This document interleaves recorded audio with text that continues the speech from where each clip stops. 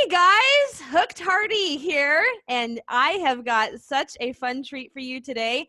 I am here with, oddly enough, the guy that did my very first celebrity interview for the blog, and now he's going to be my very first celebrity video for the blog. Please welcome Mr. Madison Smith. Hi, Madison. Hi guys. Hey, how are you? Doing fine. How are you doing? You holding up okay? I'm holding up okay. I'm staying out in Abbotsford with my parents for the time, and we have some beautiful secluded hikes right behind their house, which is amazing.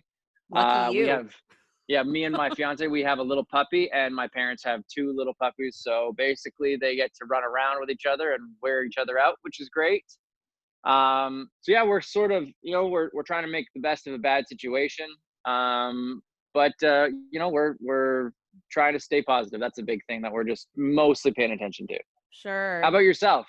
We're doing fine. We're doing fine. It's been a little crazy trying to keep the girls going in their schoolwork and trying to keep my two little boys occupied while trying to get the girls in their school. But Well, what's it like being half chef, half mom, half maid, half teacher? That's a lot of halves, and I think there's only one of you. So yeah, so far, no technology that modern that it's been. But we're doing okay. We're doing okay. We've managed to keep our heads above water so far, and so we're hoping for the best as well. So let's say the biggest reason why we're here. all It's right. your birthday. How do I do 3-0? There you go. Oh There you man. go. That 3-0. No, switch it.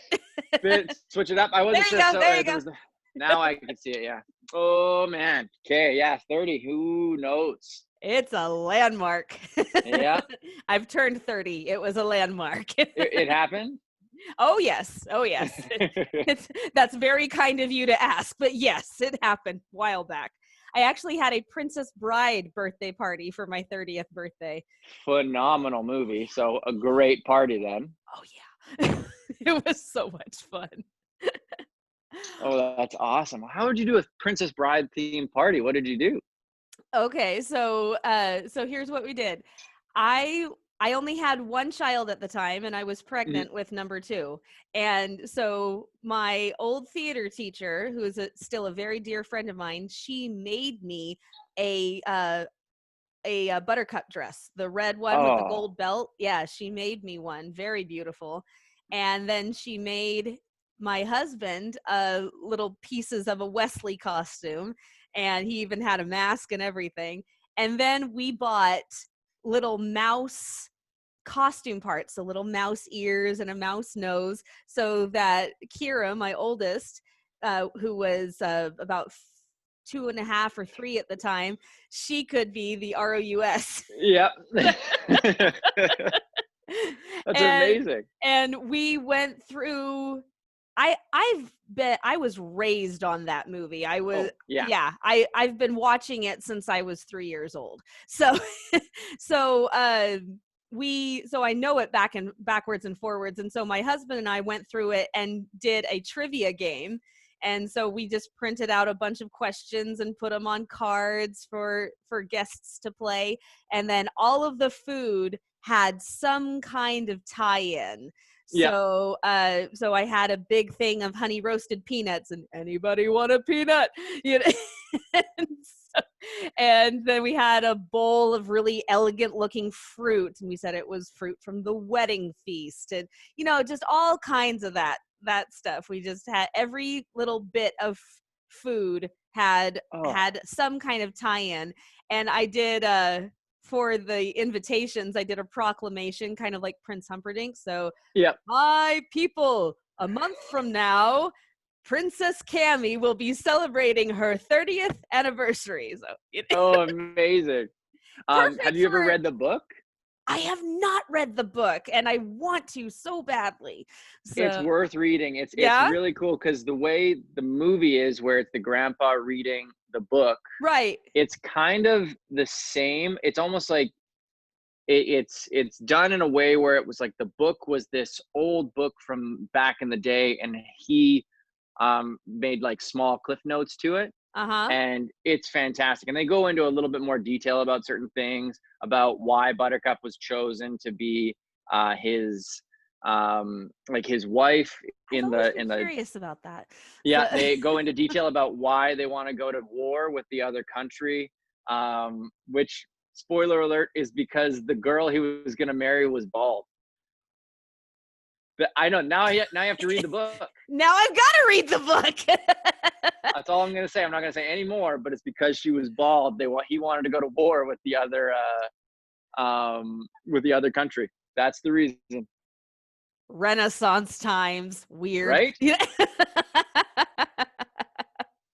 So, what are your plans? You gonna do anything special? I know you can't Nothing go planned out. at the yeah, we don't have the ability really to go out. Our plan was maybe go there. Like I said, there's great hikes around where we are, but I think there's an even better one sort of there's like a mountain real close. So there's a nice one that gets right to a nice secluded lake. So that's Mhm. kind of on our plan. And then pizza is my favorite meal. So it sounds like pizza is going to be on the menu that night. But we haven't made that much choice because I mean you don't get it to be my size being picky, so I'll eat pretty much whatever they put in front of me. Homemade pizza, or are you gonna order in? I mean, I'm an order in kind of guy, and I love Uh-huh. dip. I know that'll probably offend people out there, but I love dip with my pizza, and I eat probably it's more like instead of I dip my pizza into dip, I basically have pizza with my dip, if that makes sense. Oh yeah. So it's like a big bowl of dip with a little bit of pizza. It's like have some mashed potatoes with your gravy. Exactly. Oh yeah, I get it. Totally get it. So what's your favorite kind of dip? Are you a marinara guy or do you go more toward garlic? I'm a creamy dip. So here in Vancouver or here in Canada, we have Panago pizza, it's called, and I get tropical Hawaiian, which I know again some people are gonna go like, who gets pineapple on pizza? I do. Oh, Uh, I am mortally wounded. oh no. So it's Hawaiian pizza, but it's got a sweet barbecue sauce, and then it's got bacon on it. It is insane, and then you get a nice garlicky dip with it. Oh, it's great. I'll say this: that classic like deluxe pizzas are always great as well. I'm a big fan, but there's just something about having like dessert and dinner all at the same time. All right, I'll give you that. It's like Thanksgiving dinner. You can't have Thanksgiving dinner without some cranberry sauce. Same thing for me with pizza. It's like you need a little bit of the sweet with the salty. Okay. All right. So many people already tuned out because they're like, he eats pineapple pizza. Turn off. Yeah, for anybody who's still with us, it's good. All right. So, in celebration of your birthday, we're going to do a little celebration of your Hallmark career, the illustrious Hallmark career. So, what we're going to do is we're going to rank your Hallmark projects. And yes, because this is a Hooked Heartie blog that focuses mainly on what? When Calls the Heart, we're including When Calls the Heart in it. So we Amazing. can't we can't exclude When Calls the Heart. We just can't. No, So, absolutely not. absolutely not. So for a lot of us, that's the first time we saw you. And Hmm. so gotta. So we're going to do two different rankings. We're going to do a ranking of the whole movie. So put that in order 1 to 6. And then we're going to put the movies in the order of your involvement. So Hmm. so I liked you in this role better than I liked you in that role, and that kind of thing. So are you gonna join in? I love it. Let's do it. All right, let's do this. Okay, so I'll just do the movies first. So Hmm. number 6, this is kind of a lame cop out. I'm gonna admit it right now. My number 6 is Garage Sale Mystery: The Wedding Dress, simply because I don't really remember it. It Yeah. has been forever forever since I've seen it, and they're not airing it anymore. So I remember the movie, and I remember thinking that, oh yeah, they looked cute, but Mhm. but yeah, I don't really remember a whole lot of it. So the movie as a whole, I really did like it, but I probably enjoy the other stuff more because I've seen it more recently. Does that make sense? I'll agree with that. Yeah, and it's a long time ago for that one. It was the third. It was more, if you love the Garage Sale Mysteries, um, the whole series, it was a good Oh episode yeah, of great the installment. series. And I love Garage Sale Mysteries, so. Absolutely. So then, yeah, it was good in that aspect, but I would still say, yeah, number six in terms of the six on our list, just because, yeah, it was a little bit of a time ago. It isn't exactly one of the ones that you remember right away. I do Right. remember working with some amazing people, but it was one of those ones where, yeah, I would just put it at the bottom, not for any reason other than it was, to me, uh, it was an episode of a show that you really like.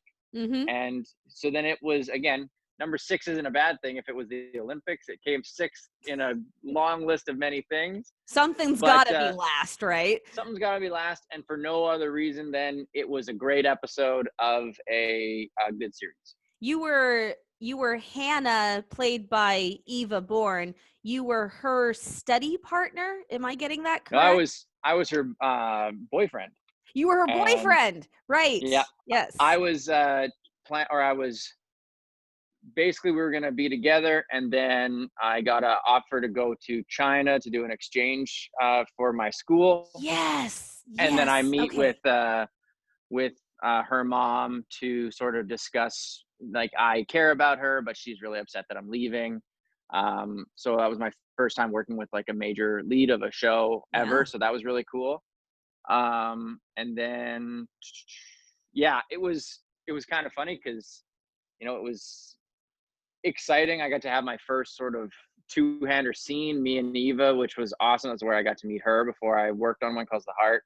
Mhm. So yeah, it was awesome. I, for funny enough, got an offer to audition so many times for every consecutive one for Hannah's love interest, and then I always had to go, "Are they okay with me coming in again?"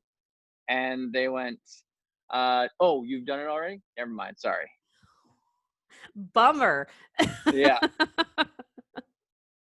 You were just too good. The performance couldn't be repeated. That's Couldn't have me play someone else. They would probably remember. It was always probably. pretty funny. Mhm. All right. Okay. So number 5 for the whole thing, for the project. No, my Mhm. number 5 is Frozen in Love.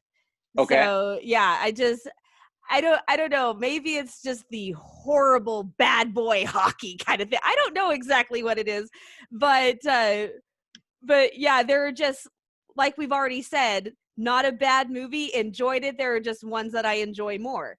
So Mhm. you should see me trying to do some of these rankings. It's just like, okay, if these were the only 4 on Hallmark movies now, which Which one would would I I watch? watch first? That's how I had to start doing these rankings. So It makes sense, yeah. And yeah, for Frozen in Love, I mean, that was my first time getting to work with the writing team and the producing team that I got to work with a couple times. So oh, that one always has a nice. special place in my heart for the Yeah. people I got to work with. And I'll say it's a fun story. That was my real first time getting to play like snarky younger brother, and that's where I think have coined that and taken that further. Um, but yeah, I mean, I'll put it in number 5, but that's, I think, because the top 4 are definitely like really good ones. Uh-huh. Uh-huh. Yeah. Okay, so we're still on whole project. My Yeah. number 4 would be Valentine in the Vineyard. Okay. Number Uh-huh. 4. And then number 3, Right Before Christmas. Okay. Yeah, amazing movie. And we'll get more into that when we do your Hmm. involvement. And then number 2, Falling for You. Yeah. Oh, a great, great film. Just, and different, mixed it up. It was Tyler Hines's first It Hallmark was his girls. first Yeah. Hallmark. Yeah, I So, remember talking to him about it on set. He talked. I remember telling me he got in contact with a few friends that he knew, and Marcus was one of them, just to oh, like check in about what's the process, and so it was cool to hear that from people that are he's now huge on Hallmark, which is awesome, mhm. and it's always sort of cool to be a part of someone's first thing because it wasn't a time where he knew exactly what to expect from everything. And Sure. I mean, he's obviously risen above what he even thought could happen. So it's really cool. Yeah, that was awesome to be a part of that. And that was where I got to meet Taylor. Taylor's like one of my favorite people in the entire world. So that's Mhm. awesome. She was like my Hollywood crush. Like like Ah. when I was growing up, like she was the person that I had the biggest crush on. And then I got to meet her in real life and I was like, yeah, exactly.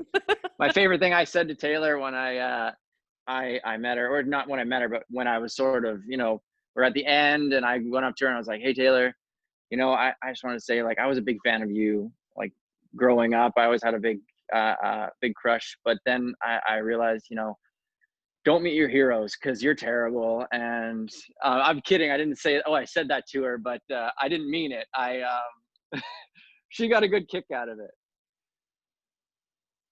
It was a lot of fun. It was a lot. She was fun to play around like that with. So it was really nice to meet her in real life. Um, and I think the only way you can, yeah, sort of go about it is in a funny, weird way. And that's what I did. For our listeners, the dead silence is me desperately trying not to laugh. I'm holding my breath over here. Okay, and number one, of Well, it is course. hooked on a Heartie, right? And yes, Hooked Heartie is going to say when calls the heart. Yes, Mhm. because let's face it, it's an amazing show. I could go It's a on and on. fantastic show. I would go on and on, but I won't bore you. Now, let me ask you this, just so Okay. that we have this for posterity. Yes. P.S. That's a Princess Bride reference right there. Um, This is for posterity, so be honest. How do you feel? exactly. Okay, so the 4 episodes that I were in, how would those sort of rank in your enjoyment of the show? Like those were. Knock something off of the table. Oh my gosh. I Because don't those, know. yeah, those ones they were like some intense stuff going on. I remember that. And, Okay, so let me start by saying that the show now, it's got a very, very different dynamic from the mhm, show then. And so, I've got different opinions, and I've kind of adjusted my style to fit watching the show now, because it's mhm. just a totally different dynamic. And so it's really hard to compare season 6 to season 3. Let's put Right, it, of course. yeah. But I will say this, that in that grouping, season 3 was probably one of my favorites. I really So, enjoyed what I got to do on that show. So yeah. yeah, that your whole storyline, and the fact that Jack swoops in and comes and gets you and shakes some sense into you and gets you to come back to your wife and son, the son that you didn't even know existed. That I really, really did enjoy that. And the viewers may not remember this, but I remember you telling me the story of the injury when you were the one who came to warn everybody about the mine. Can you tell Yep. that story? Well, it's the last episode of the season when the mine is collapsed, and I spent, I think it was 2 hours in the makeup chair getting a cut over my shoulder, and I Oh, couldn't last see time it. we talked, it was a 1 hour. So I it think it keeps was it was upping well, it was every 2 hours time. in makeup. It was 2 hours in Oh, makeup. okay. 1 hour was doing like the we had to get all cold up and like we were in Right. a, and then there was the cut on the back. So it was 2 hours in the chair altogether, Okay. and I couldn't see it. So it was just behind me, and I'm like, oh, this is gonna be cool. It's like rocks fell on me, and I turned around, and it was super well done. I'll say this, but I got told by our makeup person, it was yeah, about an inch and a half long. So I was like, all right, like cave in. Okay, like I avoided it and like got a little bit, so I'm cool, cool, cool. And then it was in the script. It was like he's being worked on by the nurse, and so I'm like, okay, now I'm being worked on, and then I'm here and I'm sitting. Okay, so it's like I'm in pain, and I'm like, oh, there was a cave in, and I'm all. And the director came up to me, who was one of the producers, and he goes, okay, so Madison, you're at like Game of Thrones level, and we need you to bring it all the way down. Like you haven't lost your arm. You're more just like it's sore. You know, it's like not like a So if you could just take it from Game of Thrones, just bring it down. That's all good. I was like, oh, thank you. But I've been told in the past that you never want to be told to bring it up. You always want to be told to bring it down. So I'll take that as a positive. Absolutely, because if you're told over and over to bring it up, then acting skills need some work. Yeah, so, yeah. It's tough to work around, yeah, a subtle, too subtle performance, I'd say. It's easier to tone down an overboard performance. Amen. Yeah, Hey, I'm mostly a stage actor, so I am all for that opinion. So, exactly. Yeah, okay, so those are the projects as a whole. So yeah, now let's do your involvement in them. sounds good. So the number 6, it's the same garage sale mystery because I just don't remember it as well. So Well, and now that we're doing my performance, I'll go a little deeper into like what they were for my character and stuff. yeah, absolutely. I'll say that it does hold a special place in my heart for being the first one. Sure. Like I said, it was the first time I got to work with a lead in a show, so that was really cool. Well, and it was your first Hallmark role. It was my first Hallmark role, but in general, as an actor, it was my first time working with a lead actor. Every other Right. time, I was kind of the teaser of a TV show or something like along those lines. Mm-hmm. And that was my first time being a part of the story and having a one-on-one with, someone that I knew and recognized. And that was, it was intimidating, but it was really cool. It was very exciting. And then yeah, like there were some fun things. It was where I first felt kind of comfortable to try some stuff and not just say the words on the page, but Mm-hmm. try and put a little bit of my own spin on it. So there are some great things. Garage Sale Mystery, like I said, has a special heart or place in my heart. It was where I first got to work with Hallmark, which was awesome. And yeah, it was a milestone for me in my career. So I'll say that. All right. So would you rank that for you personally at number 6? I would still say number 6 because Mhm. it was the first one as well. I mean, like I said, there were comfortable things that I felt like doing, but Mhm. now in comparison, I mean, 8 years or 5, 6 years later, um, the comparison to how I feel when I film a scene isn't even close. But you need that first one, so Oh, it holds a absolutely. special place for being first, but it also holds that place number 6 because it was first. You Right. don't feel as comfortable the first Right. time. Like, did I do okay in that one? Oh Yeah. gosh. I went to every background person who was like, how did that sound? Was that good? Was it okay? Did it seem like anybody else liked it? And like always. And yeah, people they're not even paying attention. They're like pretending to eat ice cream in the background. And I'm like, do you think people liked it? Now I now I'm like we say cut and it's like, let's go to craft services, guys. Woohoo. Food. All right. So, number 5 with your involvement is Falling for You. Like I said, love the project as a Mhm. whole. I just wanted more of you. It I is. totally agree. I totally agree. I mean, I loved everything we got to do. I got to be like me and Matt got to be a part of a lot of scenes, but Right. we were like fly by fun kind of like Right. it was like we're there to sort of be the recognizable faces of the town of the competition. So we Mhm. got to enter a scene, say something funny, and then exit and be in the background. And Right. so when it came to time on set, because we didn't have a lot to memorize, we didn't have a lot to you know be prepared with. We got to have a lot of fun and play around a Sure. lot.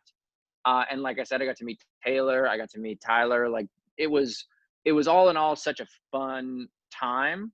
But I would say, yeah, performance wise or my involvement in the story, Mm-hmm. um, it was fun. But yeah, I would still put it number 5.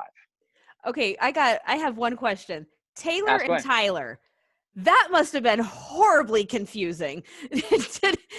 How did they handle that? I'll say this, and this is a fun story that has nothing to do with this, but the most confusing story I've ever had on set was I played a guy named Max, and my real name is Madison. If anybody Right. doesn't know that, they've been listening to something for a long time without knowing who I am. So my name is Madison, and I was playing a character named Max. Now, the lead of the show, his real name was Max. So the director, because he was number 2 on the call sheet, called him by his real name. Now, the person he's in the scene with, she was number, 8, 9, 10 on the call sheet. So Her she was name only there was for Madison. her character's name was Madison. So the Oh director my called her by her character's name. Oh my gosh. And I was only there for 1 day. So he didn't know who, and so he basically had established calling him Max, had established calling her Madison, and then I got there. Now he's trying to direct me, and he's in another room, so he's yelling through a wall, and he's like, Max, Madison, what do I call you? And I go, just maybe call me Matto. That's my nickname. And he goes, awesome, Matto, perfect. Can you step a little bit to the left? I'm like, yeah, no problem. Perfect. Thank you. So that was the most confusing time I've ever had on set. When it comes to the Taylor Tyler, that's not so bad. It's when people have names that are similar. And another story I'll say is I work on a web series called Narco Leap, Right. and our lead's name is Chelsea and her character's name is Kelsey. Oh geez. So that's way worse for mixing that up, because it doesn't matter if you mix up Taylor Tyler in regular life, because you just say oops. But you if you say Kelsey or Chelsea in the take, that matters. That's a bad thing. Mm, So, but as far as chaos on the set, it was okay with Taylor Tyler? wasn't too bad, because they obviously, I mean, I already knew who Taylor was, and then yeah, it's one of the things that sounds difficult, but then when you're there, it's not so bad. Okay. All right. Yeah. That I'm glad to hear that, because in When Calls the Heart now we've got Kevin McGarry Mhm. and Kevin Smith. So you've got Kevin and That's tough. Kevin. Yeah, you've got Kevin That's and one Kevin. letter. Yeah. And then there's a character named Kevin. And there's a character named Kevin, and you've got Kevin McGarry and Chris McNally. They both do MC, and they Yeah. also have the same middle name. So Oh my it's gosh. it's quite They should the just call each other by numbers. You're number 1, you're number 2, you're number 3, number 4. Number 4, you're up. That's it. That's all you should do. brilliant. I think they should do I've that. just solved their problems. There we go. I can't wait till they hear this. Okay, so number 4, Frozen in Love. I Okay. loved your brother-sister relationship with Rachel. I thought that it was done very well. The two of you had great, especially looks. I thought that Hmm. the way you just looked at each other was really, really good, because sometimes the banter can be good, but if you're trying to communicate something with just looks, it's not as easy. And I thought the two of you did really well with that, especially. Well, I'll say that, yeah, I'll agree with you. 4, it sounds perfect, but I will say, yeah, like I said, that was my first time working with Rachel and that production company, or sorry, production team and Mm-hmm. writer. And I really always like his banter, the way, it's Rick Garman who does those ones, and he Yeah. did all the Vineyard movies. And so I really like the way he writes. I always enjoy who I get to play when I do those. And totally, I mean, when you do these Hallmark movies, you often meet the person only, the same day that you do one of your big scenes, because they're trying to get the big intro scenes out of the way as much as they can. So my first scene with Rachel, I think, was our long scene where you meet my character for the first time. Walking into the And bookstore. walking into the Okay. bookstore. And so we had to sort of make it work. And it's really nice when you get to work with somebody for the first time and you get to know them right away, and you know that you complement each other in the way you work and in the what you're willing to sort of try and do. Um and even sometimes there's no needing to try stuff, you just sort of fall into a groove that already works, and then someone will come in, like the director will go, okay guys, this is great, try this, try that. And it's really nice to be played with rather than directed sometimes, because it makes you feel like you've made the right sort of Absolutely. choices and calls, and Yeah. now that person gets to tweak. Because as much as I have no problem with being directed, sometimes if you're being directed, you get a little self-conscious, you're like, did I make wrong choices? As Right. where when you get to, you can almost sense that excitement that someone has when they are tweaking you and playing, and they're going, oh, it's so close, let's try this, it's super close, let's try this. So Right. that's the really nice part. So yeah, number 4 I would say is Frozen in Love. But like I said, that was my first time getting to play like the snarky younger brother. uh you know Getting to do that kind of stuff was awesome. So on that note, number Mhm. 3 is Valentine in the Vineyard, All because right. once again we got the brother, and I don't know, I have 5 older brothers. Mhm. And so I know that the brother sister relationship is very very different from the brother relationship. Yeah. And so I think that you were able to maybe be even snarkier Oh, in, 100%. yeah, in Valentine with the Vineyard, because you were able to just, I still remember watching the movie for the first time, and my favorite non-romantic scene was when you called him out. You asked Frankie to marry you, didn't you? It was so funny, and just the way that you totally called him out. It was, and then putting everything else in line, and you got a tiny little romantic story Mhm. and all of that. I just, yeah, I loved that one. And you were also in that a little bit more, you had more scenes, and so we got to Yeah. see more of the of excuse me, we got to see more of Gabe, and we got to really get to know him, and just see the snarky little brother. So Oh, totally. Well, and like some fun little like behind the scenes stuff is, I didn't know this until we were kind of almost done, but I was told that Gabe was meant to be in the third one, but I was just supposed to be in the scenes with Brendan when we're in the gardening class, with your and freezing feet. with our freezing feet. So that was all that Gabe was supposed to be in, and it was actually apparently due to this is all I know is by secondhand sources, but the Uh-huh. character who plays Rachel's brother in the first two, he was Mhm. meant to have the love story with Steph's character.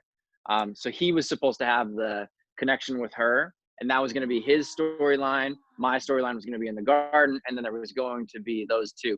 He was unavailable as far as I've heard, and so they just decided to give Gabe the second half of that storyline, which was awesome for me because it meant I got to have a lot more full rounded stuff to do. It was awesome. So I got to have a blast.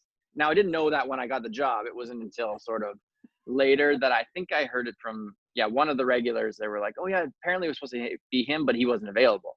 That's It was in passing that I heard that, I but believe it's it was really good for Jeremy me. Gilhoyt. I think I'm so, I'm yeah. pretty sure, because he was on season 4 of One Calls the Heart. Mhm. So yeah, he was the bad guy. He was the railroad man. Oh, So no. But like I said, I got to have a blast. I mean, the scenes we got to do with with Steph on with the dogs were always uh-huh. so fun. Same thing. It was just like playing with someone, where you get to like try some things and be funny. And at one point they're like Madison trips or Gabe trips on his way away, and we saw that chalk sign there, and that's when I turn and run into the chalk sign. They had me do it like 15 times, I think. Um, Were you sore I rem- afterwards? it wasn't so bad. It was like a light sign, so it wasn't too Oh, bad. right. Yeah. Yeah. There was, I still remember, it was the most I've ever made someone laugh on set, which was me and Brendan are doing our very first scene in the garden, and we're digging in our hands, and I found a stick, and I don't know why this made him laugh, but I found a little stick about this long, and I just grab it and I break it, and I just go back to my hands, and he's in the middle of his coverage, and just like is trying really hard to keep it, but he's like, and it made him laugh, and I remember feeling like, yeah, because sometimes when you make somebody laugh when you're trying to make them laugh, it's a good feeling. But when you're Yeah. just being, and then something you do make someone laugh, oh, that's a good feeling. I That's a guess great feeling. it's a you had to be there kind of thing, because I'm trying to figure out why breaking a stick would make somebody laugh. It was just because it was so like it was so organic that I just like lifted it, broke it, and it was like it kind of like sprayed it. It was Oh, weird, okay. but I That just makes sense. like it didn't affect me, and it just affected him. It was great. And then he after that was mad at me for making him laugh, so he was trying to make me laugh the rest of the day. So when we're doing the scene where I say, "You asked Frankie to marry you," have pots in our hands and Yeah. a little shovel, and we're supposed to get a little bit of dirt, um, and then the scene starts. Well, every time he would have it, and then he would just before they said action, he would toss some into mine, and then get some and start to walk. And now I'm trying to keep it under to control because it's not exactly that it's funny, but I know he's trying to make me laugh, which made Right. me laugh even more. Right. But yeah, that one was a lot of fun. I really, really enjoyed Valentine in the Vineyard. That was, like I said, I know Marcus really well. He was one of my first real acting friends in Vancouver. So to get a chance to be in a film with him finally was really Yeah. cool. To play his brother, it Even was better. it was awesome. Yeah, I had a blast. So Valentine, yeah, I'll take it at number 3. Okay. Number 2, Right Before Christmas. Okay, yeah. Yeah. Oh my goodness. Because one thing that I don't know if this is necessarily true, correct me if I'm wrong, but I would think that a lot of screen chemistry tests and trying people out, they're trying to match up couples romantically, and they don't really spend as much energy on trying to find a good fit for siblings. They just kind of Mhm. figure, well, pretty much everybody has siblings, they'll figure it out, and if they look good together, awesome. But I've been really, really impressed with the sibling relationship, and it's on Hallmark that I've seen, because it looks like there's been a lot going into the background, but you're telling me that there isn't a whole lot of time to do it. So correct me if I'm wrong, but they don't really do sibling screen chemistry. Is that for for screen tests, do they? Not too much. It's more, it's an audition where you get your scenes and you do it just like a classic audition. You Right. may get a chance to do it in front of the director and the producer, so they get a chance to know, and they'll give you a direction often just to go, okay, let's see how they um, take direction. Let's see how they can change with what we want. It may have been right the way you did it the first time, but they might give you direction just to see how you adjust to a direction in general. And then when it comes to being a sibling, those ones a lot of times, yeah, you don't get a chance to be that, but you know the feeling of what a sibling is, and you know let's try and match that. It's always written really well. Like I said, Mhm. those are like the writers do a great job in you know making it easy for us to go, okay, here's how you expect it to sort of go. Sure. um and then yeah, same thing with the any of the secondary people. You often find out if you have a some sort of a love story, you'll meet who that person is on your first day. And it's a testament to how Hallmark is as finding talent. They sort of give trust to that these people are going to be able to make that connection work. Mhm. And the directors that they have that see what they want, and they can adjust for it, and it's great. Yeah. So Mhm. yeah, you're right, there isn't much of a screen test or anything with another person. um it's more about, let's see how it's going to work, and let's see how we can play. Right. Well, and I'm always a sucker for when secondary characters fall in love, because it's fantastic to watch the main couple fall in love, yes, but when Mhm. secondary characters fall in love, it's icing on top of the icing, you know. Oh yeah. And then of course it's in a Christmas setting, and so yeah, it was just everything about your involvement in that movie was incredibly charming. And I still remember the snowman made out of oranges. And if every woman sitting in their living room didn't squeal and melt at the sight of that snowman, they've got a heart of stone. That's my opinion. You know. Oh yeah, and like working with Lainey was fantastic. She is, I mean, you might know her from Chesapeake Shores as Uh-huh. well. She was in the new season of that, and she was so fun to work with. I already knew her before, which was a bonus that we got to have. Always Um, helpful. it's always helpful, but yeah, we really got a chance to do it. We were really, we didn't do anything, military-esque to a point. We didn't have any training or anything like that when it came to it.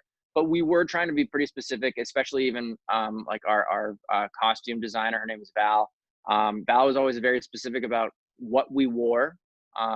Like everything was exactly what they have in the Army. We were trying to be as respectful as we could, telling, you know, a little bit of a real story without the um we didn't go too deep into the hardships of what it is, but we did want to tell that feeling of we when you do have Homesickness. a that homesickness, and I'm sure everybody feels that. I mean, Mhm. we were the secondary character, so it wasn't something that we went deep into anything else, but we wanted to show that there are brave men and women out there, and they do get homesick, but they have this inside of them that is a commitment to what they're doing. And I hope we did a good job of showcasing that a little bit, and that they are still, there are people who can get down once in a while, and there's always going to be someone there to help them get back up, which is such a great team aspect. So it was a blast to do. We were trying real hard to be respectful to the people we were portraying. Well, you're only getting one person's feedback, but I thought it was an incredible job. So, I'm glad. and the other thing is how I constantly just wanted to say at the screen, "Cat got your tongue? Cat got your tongue?" You know, you were very unable to get words out around that girl, you poor thing. You Well, have you know. seen Lainey? She's beautiful. So then that Mm, was it was written in, and then it wasn't difficult to play.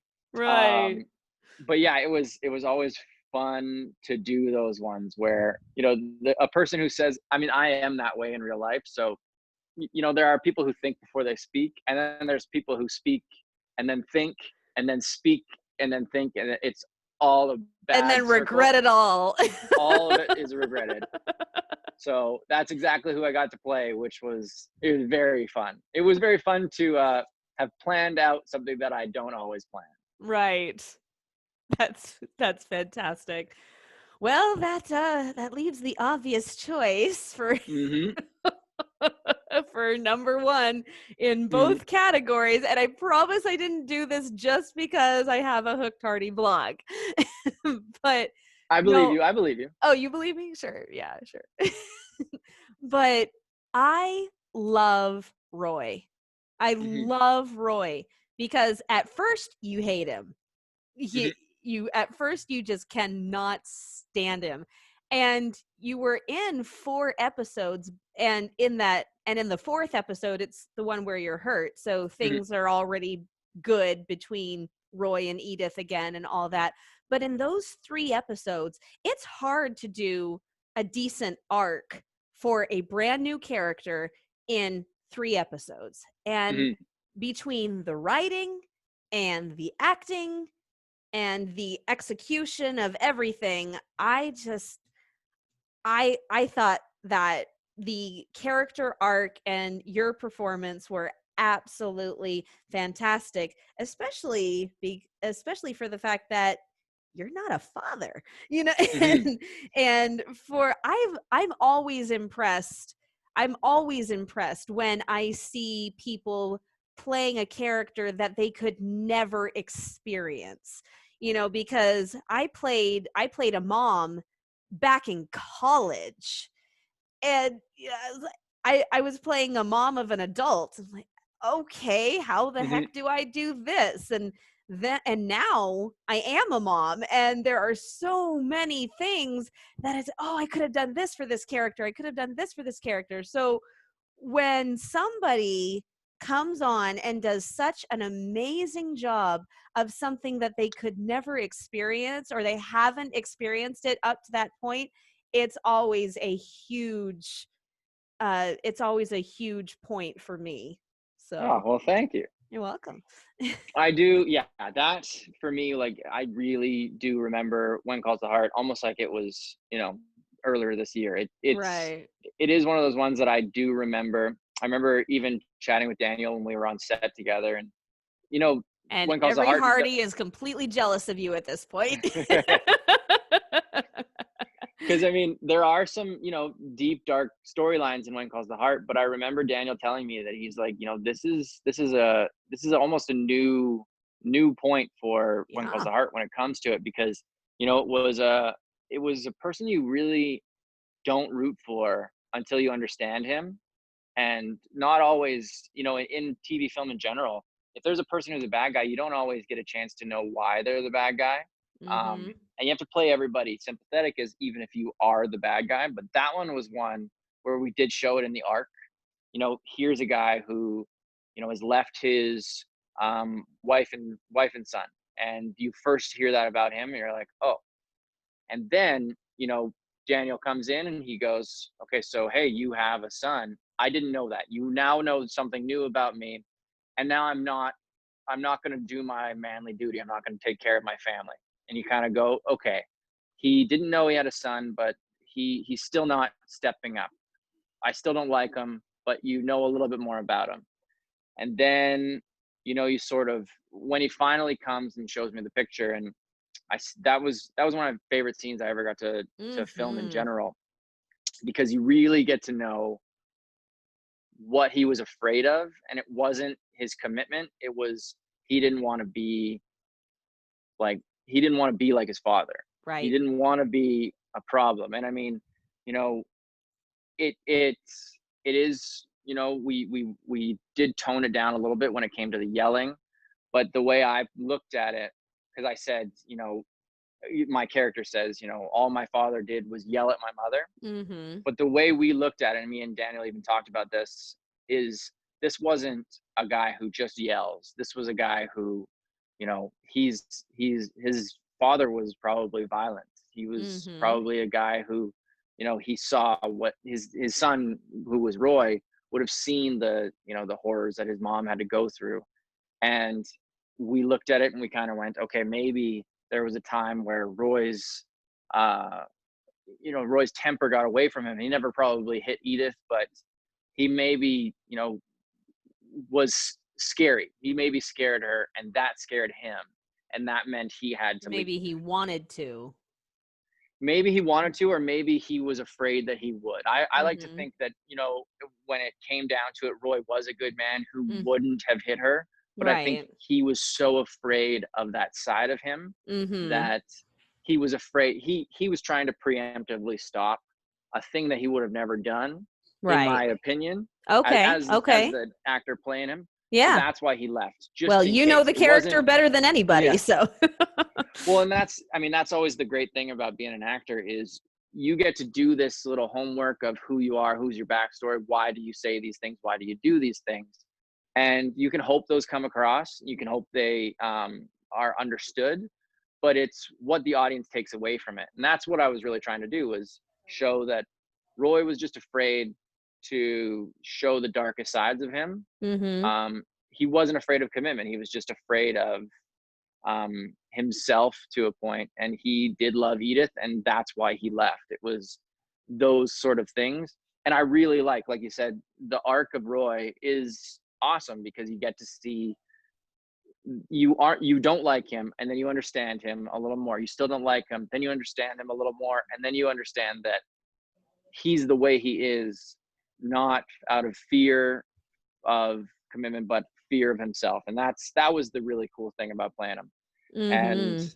yeah, I've always dreamed that like Roy could get a chance to come back because Oh, I'd love to I see would where he love is. that. Yeah, I would love to see Edith and Oliver and Roy just roll into town. Hi, Elizabeth. I always wondered like what would he be doing right now? What because I remember thinking like I mean, the war was coming up, so I thought maybe Roy would have enlisted. And Hmm. I mean, I never knew really what it could be, but I've always been interested to see if the writers would ever be like, hey, let's bring back Roy to see what's going on. I wonder how many people would remember him. I mean, obviously you do, but I wonder how many people would go, is that Roy? Like, I wonder like how many would feel that way because I'm that way, but that's just Yeah. me because I played him. Who knows if that's the reason? But I do that when I watch any show. If I watch Lost, I see in Lost, I'm like, oh my God, that guy's from season one. Oh man. We had that. So maybe people would think that. Right. We had that little experience in the season 7 Christmas movie. I don't know. Have you been watching the show? Have you been keeping up with it? I watch them here and there. It's not Uh-huh. exactly available in Oh, right. Canada Right. always. So I watch when it's on. I think I saw bits of the Christmas one. Okay. So the I saw little superintendent. bits of it. Yeah. Okay, yeah, so the superintendent who comes to see Nathan, he is a Mountie Hmm. from season 1, and he had a lot of Oh, interaction with Jack, and he hasn't been seen between season 1 and this season 7 Christmas movie. And so all of us were tweeting, "Oh my gosh, look! It's Ken Tremblay. It's Ken yeah. Tremblay. We're so happy he's back." Like, why didn't he say more about I was so sorry to hear about Jack, blah blah blah. Yeah. This isn't my first time in Hope Valley. Why isn't he saying anything? So So that's exciting. Yeah. I mean, it's so I can almost guarantee true fans of the show, you show up in season 8 or 9 or 10 or whatever, and they're going to go, oh, it's Roy. well, fingers crossed it happens. That would be awesome. That would be awesome. Hmm. Okay, so here's a question for you. In all Yeah. of in all of that backstory homework, since Roy was so afraid of himself and he Hmm. was so afraid of becoming his father, why did he marry Edith in your character creativeness? Why did he marry Edith, and how did that come to be? Did you delve into that at all? It was part of the sort of process of trying to figure it out, and it was the reason he comes back, which is he does love Edith, and it's actually the reason he left. Mhm. It all stemmed from his love for Edith. I think he met her and loved her. He was a young man who grew up under bad circumstances in a hard time, in a time when money wouldn't have been very you know Available. available. So Roy would have been a guy who, kind of made his own way. He would have met Edith and fallen in love. And I do think that, trying to be an adult, trying to be a person, a provider, it does have, it does come with responsibilities. And depending on how young you are, and Roy was a young man, Mhm. it can be somewhat overwhelming sometimes. And I think the stress of it got to Roy. He got angry, and I think that scared him. I think he was afraid of what he could become because he saw his father do the same thing. And Mhm. he probably thought, here is the stepping stone of what could happen. And I could be exactly like my father. And I don't want to be that way. I don't want to Mhm. be like my father. And so, some people's, solution isn't to, and in that time, it wasn't a thing where face your fears head on. It's a darker time back before, you know, therapy, electricity, even. Like, I mean, those are things that you don't have access to. So Right. the only thing he really could think to do was to run away. Mhm. But I think his love for Edith really does come through, and he thinks I'm going to be this way. And I think it is Jack's words. Jack's words really do help him, where he Oh, says, of course. you can't control where you come from, but you can control yourself. Mhm. And those were, I think, the words that really resonated with him, and he kind of went, okay, I'm gonna take control of me. And Mhm. that's where I sort of looked into it.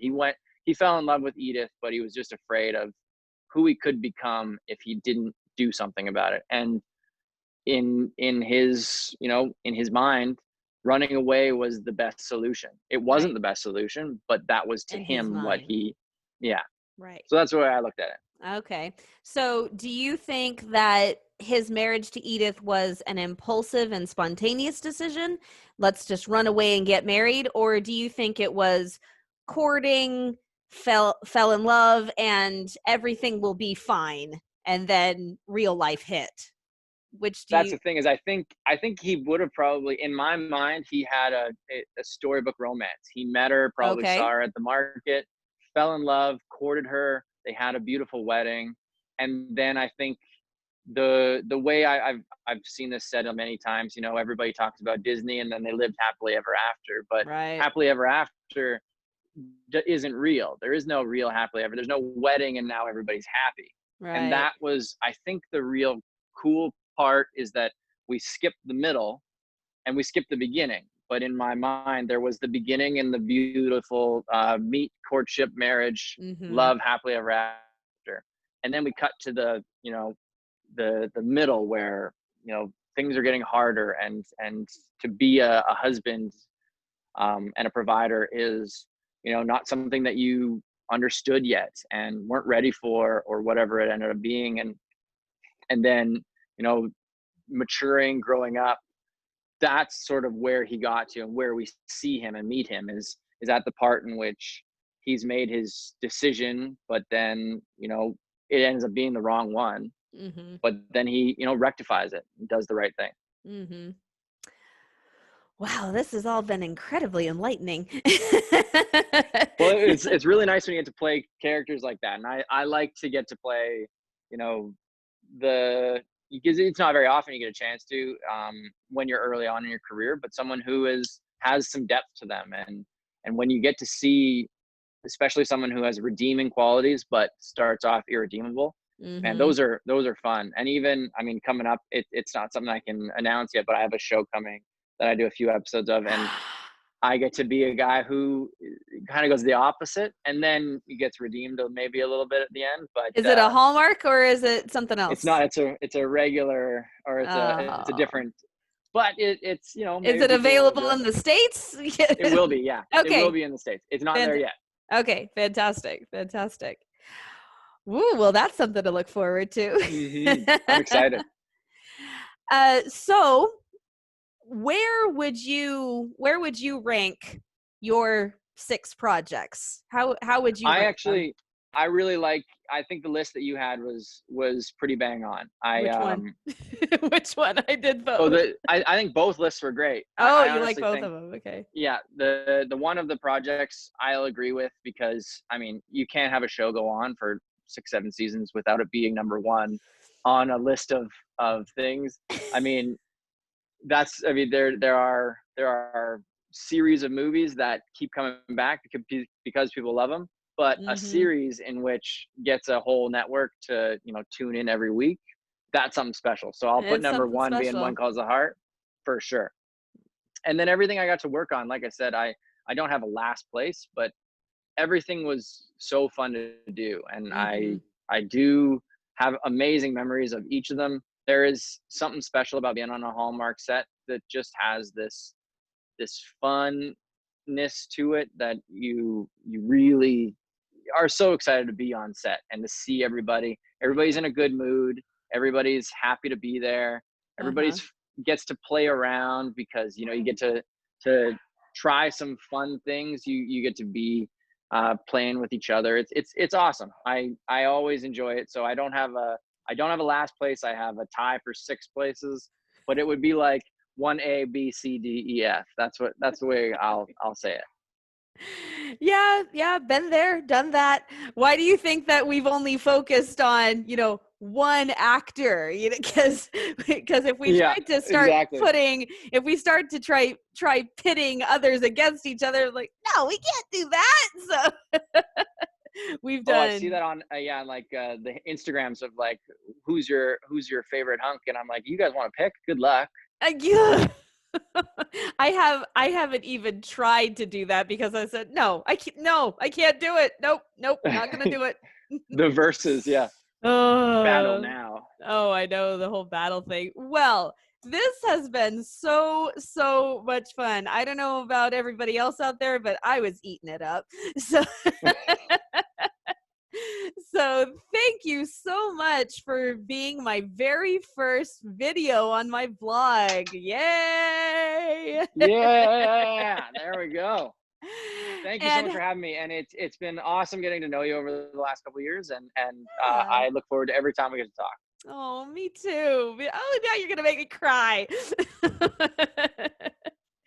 But no, I have too. It's been wonderful. It really has. And for everybody who's anticipating these episodes coming up, we will be watching. so, Awesome. Okay, I'll so keep everybody. If everybody wants to stay tuned on like any social media or anything like that, yes, I can always let you I guys was know just gonna ask, share your social media, please.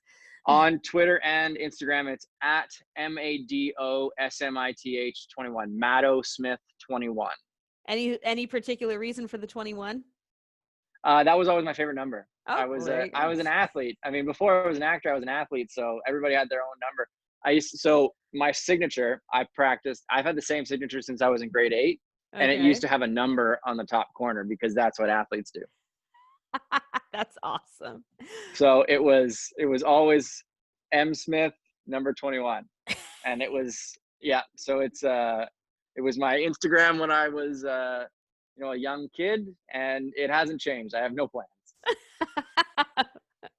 Well, if it ain't broke, don't fix it, right? Exactly. There we go. Yes. Well, happy birthday, mister. Thank you so much. Yes, and I hope you do something special because Well, Hawaiian you did. pizza. Oh, right, Hawaiian pizza. But you deserve it. 30 years, big landmark, and you've surely succeeded on the Hallmark channel, and we hope to see you succeed more. I can't wait. All right, everybody. Thanks so much for tuning in. We'll see you later. Bye. Bye.